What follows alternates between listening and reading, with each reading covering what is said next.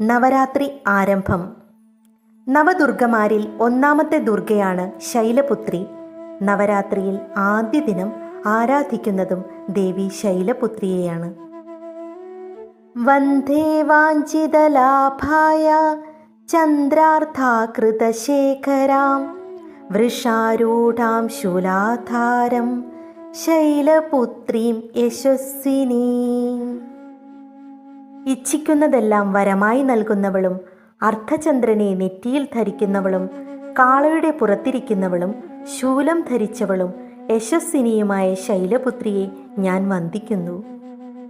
ആരാധിക്കുന്നവർക്ക് ഭൗതികവും ആത്മീയവുമായ ഉന്നതി കൊടുക്കുന്ന മാതൃദേവീ സ്വരൂപമാണ് ശൈലപുത്രി.